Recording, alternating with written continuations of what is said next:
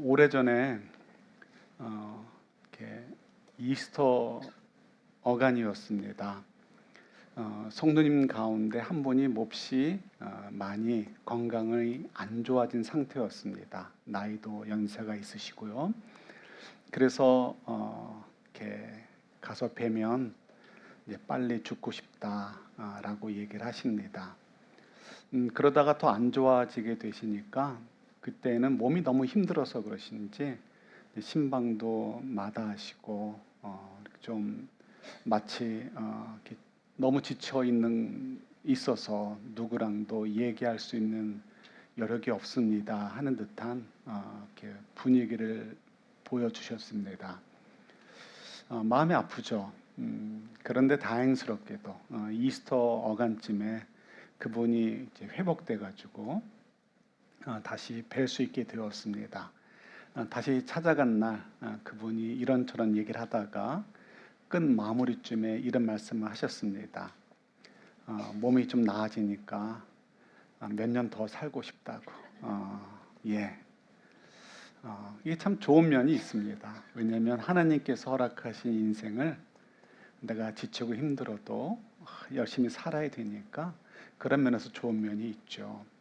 아내랑 그때만 해도 젊은 때죠. 아내랑 오면서 이런저런 얘기를 하다가 마침 라디오에서도 그런 비슷한 내용을 조금 누군가 언급을 했던 것 같습니다. 그래서 이야기를 했습니다. 아내가 그렇게 얘기를 하더라고요.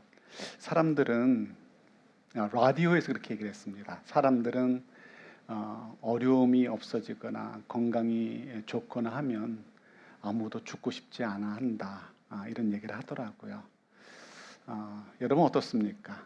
우리 건강에 문제가 없고 직장에 문제가 없고 자녀의 문제가 없고 뭐 특별한 문제가 없으면 마냥 살고 싶으세요? 예. 저는 그때도 그렇고 지금도 그렇습니다. 단호하게 노입니다. 왜 노일까요? 저는 아내한테 줄곧 얘기합니다. 빨리 천국 가고 싶다고. 이유가 있습니다. 그 부분을 좀 생각해 보려고 합니다. 그 라디오 방송을 들으면서도 이건 틀렸어라고 이제 단호하게 얘기한 적이 있습니다. 왜 그럴지 한번 생각해 볼게요. 그대를 사랑합니다인가? 당신은 사랑합니다인가? 라는 영화가 있습니다. 그 영화는 네 분의 노인분들이 나오는 영화입니다. 그 중에 두 분은 부부입니다. 할아버지가 계시고 할머니가 계신데 할머니는 치매 환자입니다. 할아버지는 나이가 많이 드셨지만 먹고 살아야 되니까 동네에 있는 이렇게 주차 관리원으로 일을 했습니다. 치매가 든 아내가 있으니 아침에 출근할 때 어떻게 되죠? 문을 밖에서 걸어 잠가야 됐습니다. 그리고는 출근을 하는 것이죠. 그분들에게는 세 자녀가 있었습니다. 이남 일녀가 있었어요. 그렇지만 자녀들에게 엄마가 이렇게 치매가 들었다라는 이야기를 하지 않았습니다. 부모의 마음이죠. 아이들한테 이렇게 부담 주고 싶지 않아서. 이남 일녀가 세 명이 자녀들이 바쁘다는 이유로 서로 명절에도 얼굴을 다 보지 못합니다. 이제 점점 못 오게 되는 거죠. 그러다 보니까 부모님들이 얼마나 어려운 상황인지 잘 모릅니다. 그런데 어느 날 아내가 하혈을 하였습니다. 할아버지가 깜짝 놀랐습니다. 이제 아내가 죽을 때가 되었구나 하는 것을 이제 알게 될 것이죠. 그래서 마지막으로 가족들을 다 보고 싶어서 전화를 돌렸습니다. 얘들아 다 와라. 올 때는 너희들만 오지 말고 손주들도 전부 데리고 와라라고 전화를 돌렸습니다. 자녀들이 다 왔습니다. 와가지고는 걱정하는 거죠. 오기 전부터 걱정, 와서도 걱정. 무슨 걱정일까요? 누가 부모님을 떠맡아야 되나? 그러나 사실은 부모님은 그런 마음이 아니었죠. 자녀들이 떠났습니다. 그리고는 이 부부가 방의 창문이나 문틀을 전부 테이프로 막아버리고 연탄을 피고 자살을 했습니다. 그리고 편지를 친구한테 보냈습니다. 이렇게 자기 편지를 받으면 내가 이렇게 죽을 테니까 뒤 수습을 좀 부탁한다고 막아놓은 테이프들 다 치워가지고 사고로 죽은 것으로 자녀들이 알게 해달라고. 이게 부모의 마음인 것 같아요. 그죠? 이런 영화가 있다는 것은 실제로 이런 일들이 있다 없다? 있다라는 것이죠. 그 영화가 상영되고요. 한 1, 2년 후에 뉴스에 이런 기사가 떴습니다. 80대 할아버지가 뇌졸중으로 이제 고생하고 있습니다. 아내가 젊습니다. 60대인데 아내가 허리가 아주 심하게 안 좋습니다. 디스크 환자입니다. 그러니까 어떻게 살 방법이 없습니다. 그래서 이 영화를 봤는지 안 봤는지 모르겠지만 이 영화를 흉내를 냅니다. 그래서 방에 연탄불을 하나 피워놓고 두 분이 자살을 했습니다. 그것을 사위가 발견했습니다. 집에 가보니까 책상 위에 편지가 하나 있는 거죠. 얘들아 미안하다. 우리가 사는 것이 너무 힘들고 너희들한테 부담 주고 싶지 않아서 이렇게 우리 먼저 간다. 예, 인생의 마무리가 이렇게 될까 봐 걱정도 되면서도 사실은 우리 모두가 정말 인생을 살다 보면 죽고 싶을 때가 있죠. 정도의 차이는 있습니다. 그러나 모든 사람들은 살면서 죽고 싶을 때가 있습니다. 티네이저 때는 정말 떨어지는 낙엽을 보면서도 인생이 뭘까 생각해 볼 수도 있고요. 또 직장 생활을 하던 이렇게 부부 관계를 갖는 과정에서 내가 왜 이렇게 힘든가 하면서 죽고 싶다라는 생각을 가질 때가 있죠. 물론 정도의 차이가 있습니다. 죽고 싶어 그래도 그냥 가벼운 사람이 있고 정말 진중하게 정말 죽고 싶다라고 생각하는 사람들도 있습니다. 여러분, 인생이 힘들고, 그죠?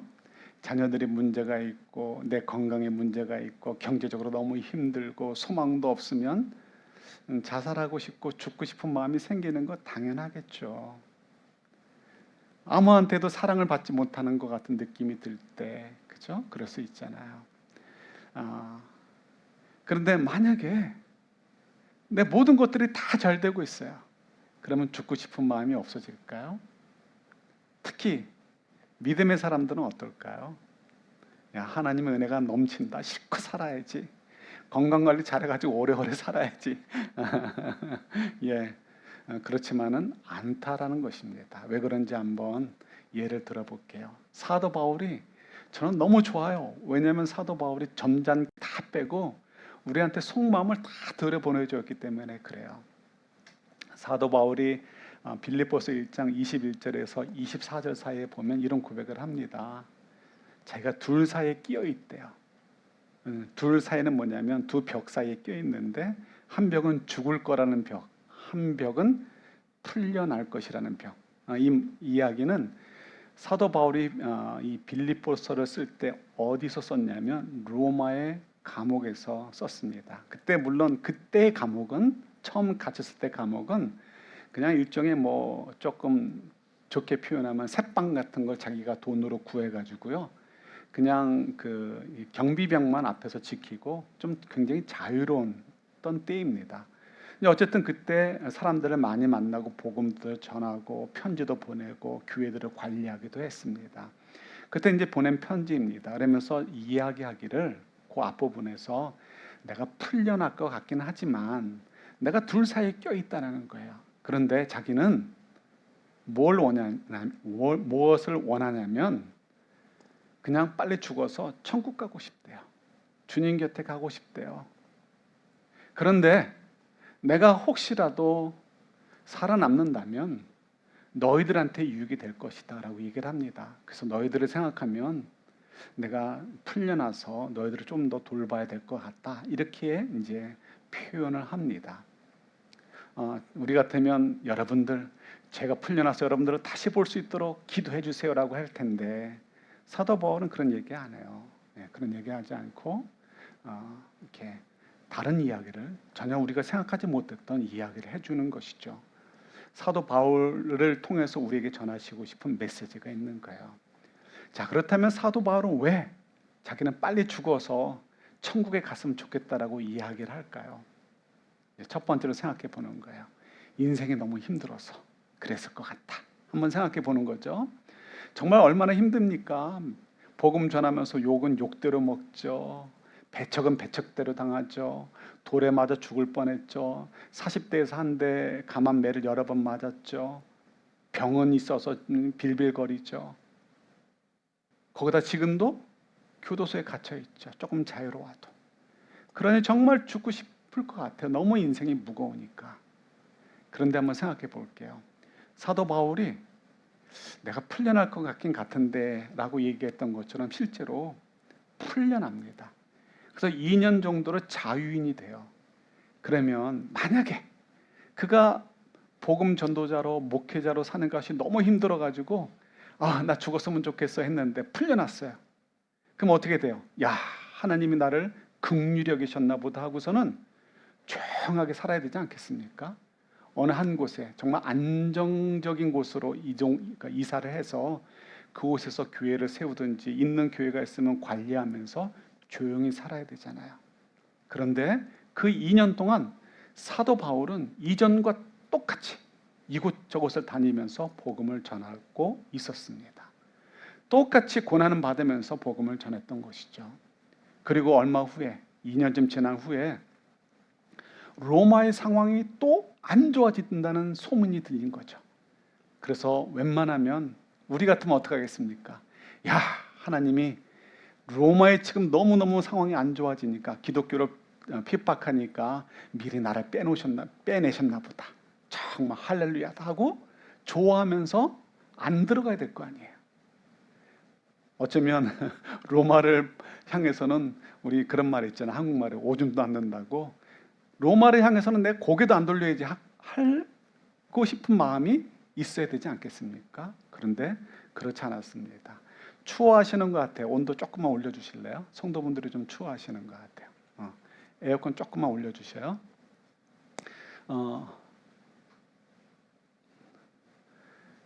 그런데 로마의 이야기를 듣고서요, 사도 바울은 도망가는 것이 아니고 야, 하나님께서 나를 빼내셨구나 라고 하지 않고요, 오히려 로마를 향해서 찾아 들어갑니다.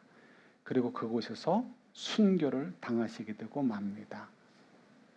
이것을 보면 사도 바울이 자기가 처해진 상황 때문에, 불편한 몸, 불편한 상황 때문에 내가 빨리 죽었으면 좋겠다라고 이야기한 것이 아니구나 하는 것을 확인할 수가 있죠. 그러면서 사도 바울이 이때에도 빌립보서에서도 마찬가지고요, 뭘 이야기를 강조하냐면 내가 기뻐하니 너희도 기뻐하라. 내가 사는 게 너무 힘들어요 라고 얘기하지 않고요, 교도소에 안에 있으면서도 내가 기뻐하노니, 내가 지금 너무 행복하다는 것이죠. 그러니 너희들도 행복해라, 너희들도 기뻐하라 라고 이야기하는 것을 우리가 성경을 통해서 보게 됩니다. 그러니까 적어도 한 가지는 확실해요. 사도 바울이 내가 차라리 죽었으면 좋겠다, 빨리 천국에 갔으면 좋겠다라고 하는 것은 인생의 짐이 너무 무거워서라는 것은 절대 아니라는 것을 확인할 수 있었습니다. 그럼 이제 두 번째로 진짜 답이 뭐냐는 것이죠. 우리 진짜 답은 로마서 7장에 나옵니다. 우리 로마서 7장 말씀 한번 보도록 할게요. 이제 몇 구절만 좀 보도록 하겠습니다.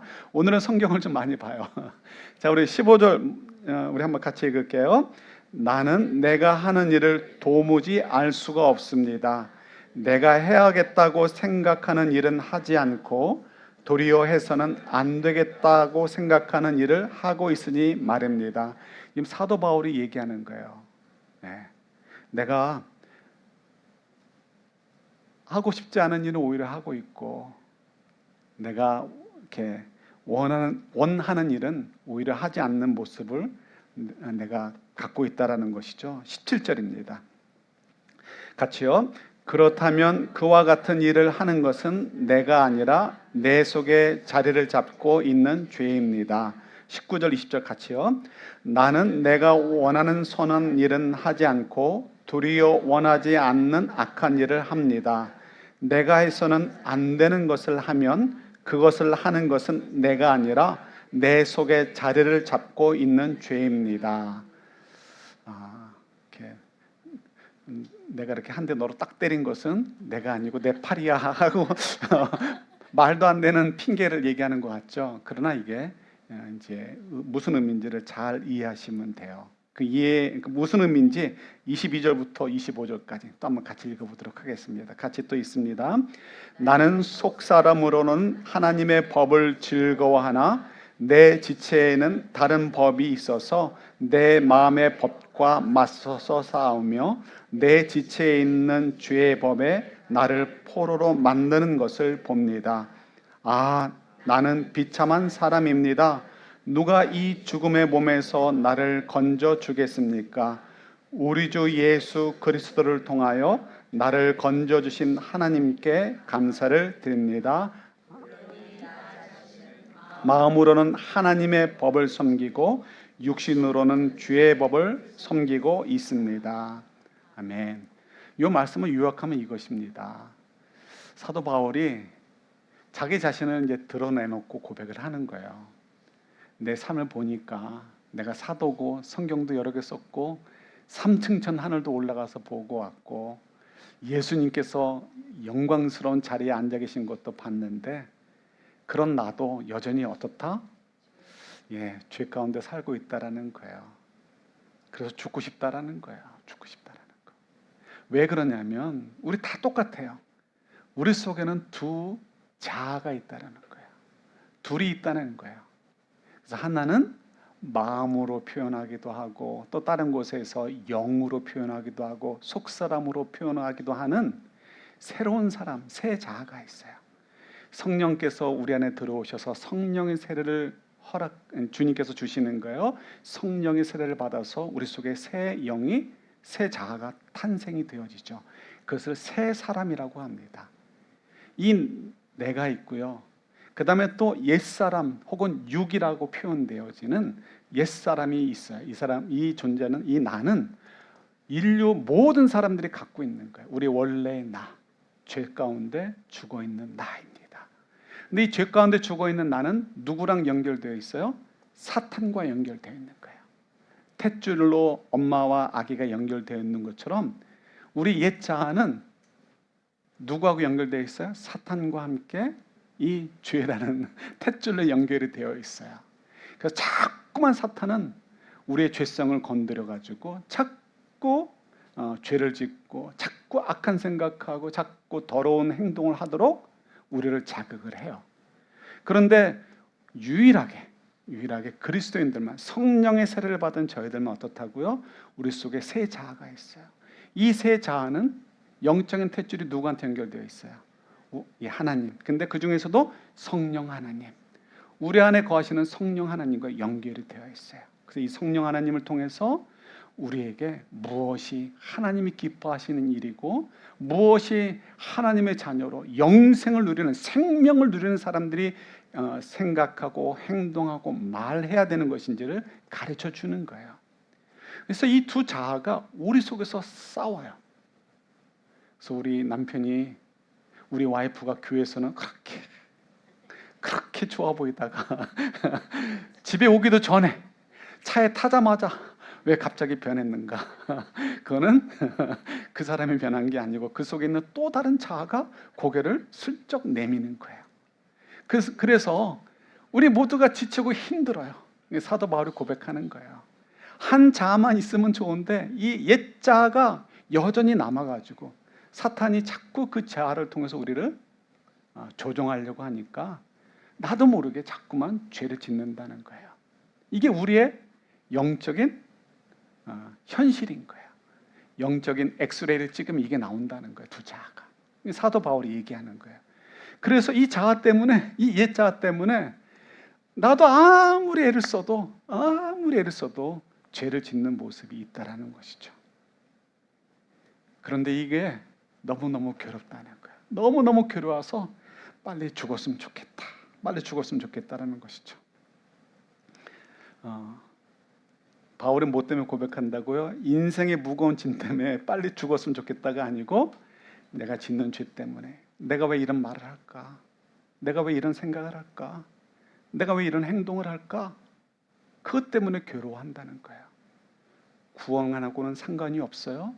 예, 우리는 구원하고는 이 행동과 상관이 없어요. 우리는 믿음으로 구원받고 예수 그리스도의 은혜로 구원받기 때문에 그래요. 그런데 정말 여러분들이 그런 믿음이 있다면, 구원에 이르는 믿음이 있다면 여러분들 안에 누가 살아계시는 거예요? 예수 그리스도께서, 성령님이 계시고 성령님을 통한 예수 그리스도가 살아계시고 계시고, 우리 또 누구 안에 살고 있어요? 예수 그리스도 안에 살고 있다는 거예요. 그래서 우리가 예수 그리스도와 하나로 연결되어 있기 때문에 우리가 사탄의 또 죄의 그 충동으로 요구를 받아가지고 우리가 범죄하게 되어지고 나쁜 말하고 나쁜 생각을 하게 되어지면 결국 누구의 마음을 아프게 해요? 예수님의 마음을 아프게 하는 것이죠. 예수님의 마음을 아프게 하니까, 예수님과 내가 하나니까 결국 내 마음이 아프게 되는 거죠. 그래서 내 마음이 너무 아프게 되는 거예요. 지금 사도 바울은 이것을 얘기하는 거예요. 여전히 나는 믿음으로 구원받아서 전혀 뭐 상관없습니다, 이런 거가 뭐예요? 구원파들이 하는 얘기예요. 구원파들이. 나는 믿음으로 구원받았기 때문에 더 이상 뭐 도덕적인 거 문제 없습니다. 아닙니다. 절대 그렇지 않습니다. 우리가 정말 살아있는 믿음이라면, 하나님과 정말 영적으로 하나가 되어 있고 예수님과 더불어 우리가 한 몸을 이루면서 참된 관계를 맺고 살아가고 있다면, 하나님이 마음 아파하실 것을 우리가 생각하고 행동한다면 나도 결국은 마음 아프고 괴로울 수밖에 없는 것이죠. 이렇게 설명해도 좋을 것 같아요. 이렇게 그 블로그들이 많죠. 그 중에 브런치라는 것을 이제 어쩌다 가끔씩 보는데요.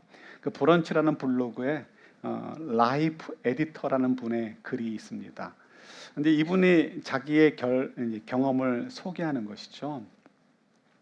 어느 날 이분이 이렇게 이제 일을 하다가 이제 주말에 어디 강연을 이제 가서 듣게 되었나 봐요.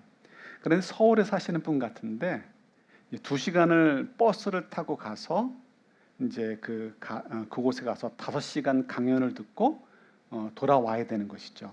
2시간 가고 2시간 오고 5시간 강연을 듣는 거예요. 일을 하다가 주말에 하루 쉬고 이틀 쉬는데 그 하루 이틀 중에 하루를 띄워서 내려간다. 굉장한 정성이죠. 그런데 이제 5시간 강의가 끝난 다음에 너무 좋은 거예요. 야, 내가 참 오길 잘했다. 나한테 너무너무 유익하다. 너무너무 만족이 돼서 함께 있었던 분들과도 정말 반갑게 인사하고 뭐라고 인사했는지 모르지만 너무 좋았죠. 다음에 또 봐요. 뭐 이런 이야기 했겠죠. 마음껏 그냥 기뻐하고 이제 돌아오게 되었습니다. 이제 돌아오는 버스를 탔는데 이제 아마 경기도인 것 같아요. 그래서 경기도에서 광역버스라고 하죠. 경기도에서 몇 군데 스탑했다가 이제 고속도로로 올라와서 서울로 이제 바로 들어가는 것입니다. 2시간을 가야 되는데 처음에 탔는데 한 10분 만에 멀미 기운이 느껴지게 되는 거예요. 이 멀미하면 어떻게 되지? 걱정이 되기 시작을 했습니다. 염려가 생긴 거죠. 버스가 이제 몇 번 스탑하는 동안 계속해서 멀미가 더 심해지는 것 같아가지고 내릴까 말까 고민을 합니다. 내리기도 애매하고 그냥 버티기도 애매하는 그 상황 속에서 어느덧 경기도에서 다 이제 스탑할 수 있는 건 다 끝나고 이제 고속도로로 차가 달리기 시작을 합니다. 그러니까 더 이제 마음속에 어떻게 부담이 생기죠. 긴장이 되죠. 앞으로 1시간 이상을 달려야 되는데 이거 나 멀미 심해지면 어떻게 되나. 그런 염려가 되니까 더 몸이 안 좋아지는 것 같고요. 그러면서 스스로를 향해서 원망하기 시작합니다. 이 바보 같은 놈아, 왜 미리 안 내렸니? 왜 마지막 기회까지 있었는데 내리지 않았니? 하면서 스스로에 대해서도 화를 내기 시작합니다. 그러면서 그냥 온통 기분이 잡쳐지는 것이죠. 불과 얼마 전까지만 해도 난 너무 잘 왔어. 너무 잘 왔어. 너무 좋아가지고 사람들하고 막 정말 반갑게 인사하고 헤어질 때도 그냥 90도로 인사하면서 아쉬워하면서 떠났는데 불과 몇십 분 안에 지금 이 사람의 마음은 전혀 다른 마음이 된 것이죠. 그리고 서울에 도착을 했습니다. 다행히 아무 일이 없었습니다. 그러고 나니까 어떤 생각이 듭니까? 후회가 막심한 거죠. 어차피 아무 일도 없었는데 내가 왜 내 마음을 그렇게 몰아갔을까? 즐거운 생각하고 좋은 생각했으면 내 마음이 얼마나 좋았을까? 어차피 무사히 왔을 텐데. 그러면서 자기의 차창으로 비춰진 자기의 모습을 보니까 너무 안 돼 보이더라는 거예요. 여러분, 어떻게 보면 저희들의 하루하루가 이렇지 않은지 모르겠어요. 우리가 주께서 허락하신 날들은 마음껏 살 수 있는데 그러지 못하고 우리가 스스로 괴로워하고 우리 스스로 미워하고, 그죠? 그렇게 보낼 때가 많이 있잖아요. 자, 요 한 이야기를 경우를 가지고 생각해도 우리가 답이 뻔하죠. 이분의 경우 자기 자신에게 죄를 짓는 것입니다. 그죠?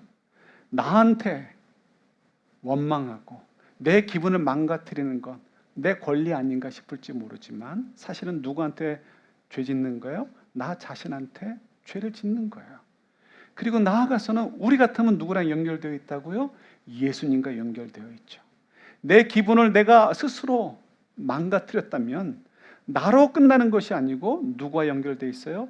예수님께, 예수님의 마음을 아프게 하는 것이고 예수님의 인도하심을 우리가 비난하는 것이고 비방하는 것이 되어져서 우리가 또 죄를 짓게 되는 것이죠.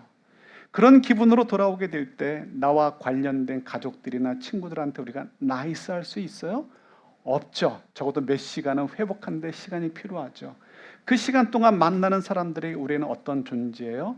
죄를 전하는 존재로 우리가 머물 수밖에 없게 되는 것입니다. 그죠?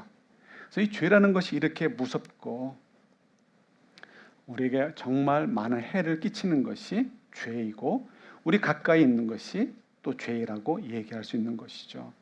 근데 우리는 이 죄에 대해서 너무 무감각해요. 내 기분대로 살다가 내 기분대로 나빴다가 좋았다. 내 마음이지. 어느덧 아담적인 인간이 되어 살고 있는 것이죠.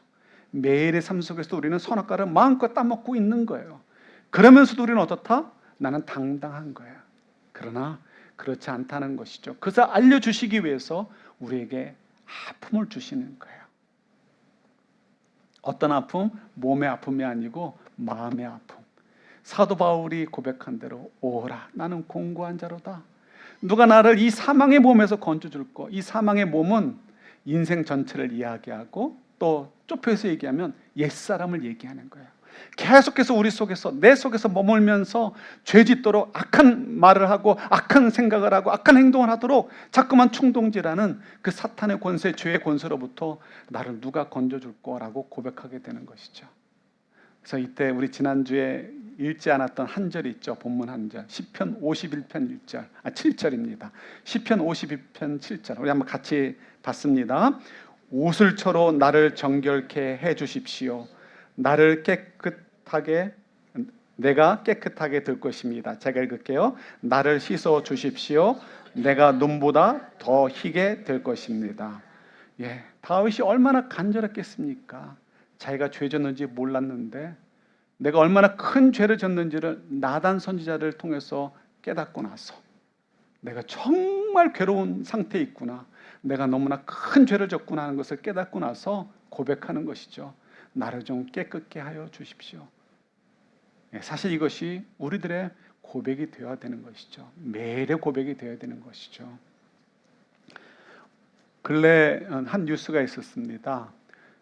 타이거 우즈가 또 뉴스를 탔어요. 보신 분들은 아시겠지만 교통사고를 또 냈대요. 전에도 이제 뭐 음주운전인지 뭐 때문에 걸렸는데 이번에도 또 걸렸습니다. 근데 음주운전은 아니고 아마도 약물 복용이다일 거다라고 합니다. 그래서 머그 사진이라고 하나요? 그 사진을 찍은 것이 이제 뉴스에 떴더라고요. 운동선수이다 보니까 부상이 많고 부상이 너무 아프니까 뭐 약물을 먹다가 과다가 될 수도 있겠죠. 그런데 문제가 심각하다고 합니다. 뭐 때문에 심각하냐면 뭐 그 다음 날인가 중요한 행사가 있었고요. 또 얼마 후에 또 중요한 대회가 있다고 합니다. 뭐 시니어 대회인지 모르겠지만 그래서 그가 지금 책임이 많은데 그걸 다 못하게 된 거예요. 그러니 얼마나 괴롭겠습니까? 정상적이라면 그가 정말 약물에 취해 사는 사람이 아니고 정상적이라면 정말 죽고 싶을 것입니다. 너무 창피하고 자녀들 보기도 미안하고 민망하겠죠. 예, 사실은 우리 매일의 삶 속에서 그 하나님의 관점에서 우리 모습을 자꾸 보실 수 있어야 돼요. 그래서 내가 얼마나 형편없게 살고 있는가를 늘 보실 수 있어야 돼요. 다른 사람들과 비교하면서 내가 그래도 낫지 않나라는 착각 속에 살지 않아야 되는 것이죠. 영화나 연속극에 나오는 악한 사람들의 모습을 보면서 나는 쟤보다 나아라고 그렇게 착각 속에 살지 않아야 되는 것이죠. 자꾸 하나님과 가까이 가고 예수님께 가까이 가면서 나를 자꾸 비춰보아야 되죠. 그리고 그 속에서 주의 음성을 들으면서 내가 얼마나 부족한 존재인가, 내가 얼마나 형편없는 존재인가를 자꾸만 보실 수 있어야 돼요. 사도 바울이 그렇게 우리에게 알려주고 있는 것이죠. 그 위대한 믿음의 사람이 믿음이 깊어지면 깊어질수록 우리가 얼마나 더 우리의 연약함을 볼 수 있는지를 알려주고 계시지 않습니까? 그런데 우리에게 소망이 있습니다. 또 사도 바울이 주는 것입니다. 오늘 본문의 내용이 있죠. 우리 3절 한번 띄워줘 보실래요? 8장 3절 말씀. 여기 보시면 3절 또 이제 이렇게 보시면 눈으로 보셔요. 우리가 정말 죄 가운데 죽을 수밖에 없는 존재이고 너무 아파요. 너무 아픈데 소망을 주시는 거예요. 그 소망이 뭐냐면 우리를 이 죄로부터 자유롭게 해주시기 위해서 누구를 보내주셨다?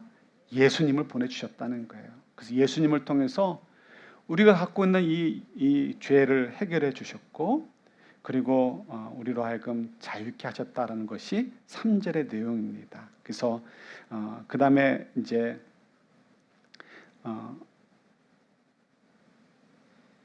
5절 6절로 넘어갈게요. 5절 보시면 육신을 따라 사는 사람은 육신에 속한 것을 생각하나 이 육신이라는 것은 옛사람을 이야기하는 거예요. 그래서 어저께도 누가 재밌는 이야기를 하시던데요. 요즘 뭐 위고비 이런 걸로 식욕을 억제해가지고 살을 뺀대잖아요. 자기가 약을 이겼대요. 그래서 생각할 때 우리가 감기약을 이기는 거 어떻게 이겨요? 의지로 이기잖아요. 이렇게 뭐 졸려온 거 이런 거 이긴다. 그런 의미로 생각을 했어요. 근데 그게 아니고 위고비 그런 거 먹어도 자기 식욕이 위고비를 이겼대. 그래서 살이 다시 찐대요. 이때 얘기는 어떤 식욕 그런 얘기하는 것이 아니고 누군가를 미워하려고 하는 마음, 예?